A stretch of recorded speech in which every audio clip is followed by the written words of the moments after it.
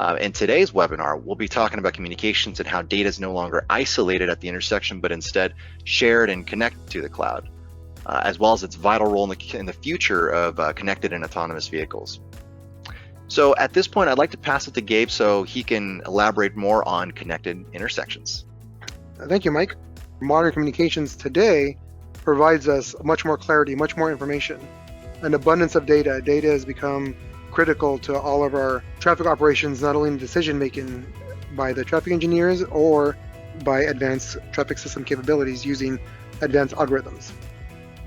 So with communications, what else do we need? Originally, it was to synchronize, communications was used to synchronize clocks and to select common timing plans.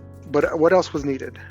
Well, in modern day, we want to not only synchronize the clocks, that's still essential, and to ensure that the common plans are operating across multiple intersections on a corridor. But we want to monitor the intersections. We want to know what's going on at the intersections.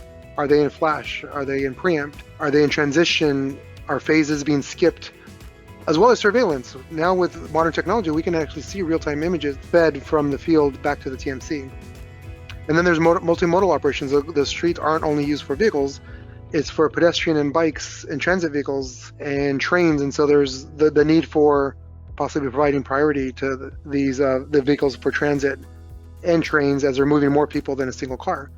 Then there's preemption, knowing what the intersection is doing during preemption for railroad or for emergency vehicles.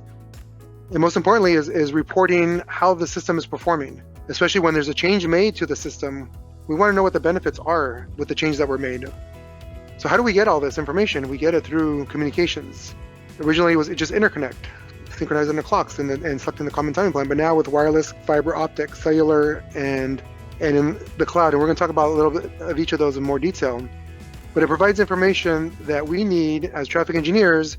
So that's traffic data and pedestrian data, and the signal performance information that's collected every tenth of a second from the controller, getting that data back to the TMC so that intelligent decisions can be made based on this information. And there's also understanding the alerts that are brought to the system, and whether they're maintenance alerts or operational alerts, getting them addressed quickly is important to improve traffic operations.